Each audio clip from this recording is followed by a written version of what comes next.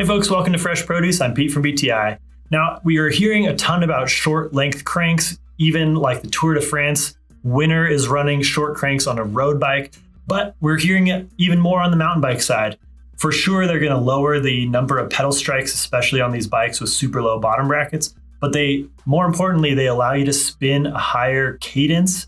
It feels like a little bit less effort. Let's take a look at some of the cranks we've got in our catalog. Today, I've got cranks that are just here in 155 and 160 millimeter length. All right, the big one, just to jump right into it, that I want to bring out today is the Race Face Era crank. This has been around for a few months in longer sizes like 165 and above, but we just got in the 160 millimeter crank length. This Era crank has a whole new insert, pedal threading section here. Also, this crank is 300% stronger than its predecessor. So you get a nice lightweight crank here, carbon arm with a metal kind of scuff guard where you're going to rub against it the most. Great crank at a good price and now available in 160.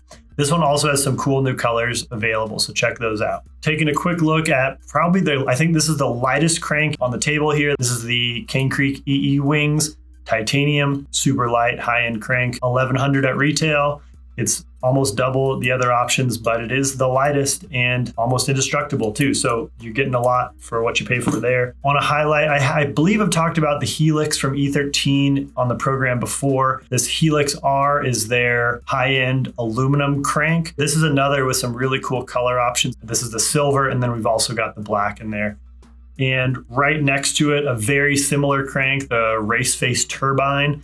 This one actually beats out the E13 just a little bit on both weight and price. But yeah, just definitely a different look to it overall. All great options in that aluminum crank market in the shorter length. So I think, especially with these last two, you're going to be able to kind of try out these shorter cranks at a really good price. If you're not fully committed, not sure you want to go with ultra short cranks, this is a good way to go without splashing $500 or $1,000. You can get into these, much more reasonably and give it a shot. All right, moving on down the line, we do have a couple of others to discuss here. 5Dev, another aluminum crank. These are actually CNC'd in the USA, so I think that's a really big selling point, but they also have a super cool look to them. These are available in super short lengths. Another point to mention, I don't have a spindle attached to this one because the spindle is interchangeable, so this could be moved from bike to bike if you change bottom bracket standards over time. So kind of a cool future-proof crank.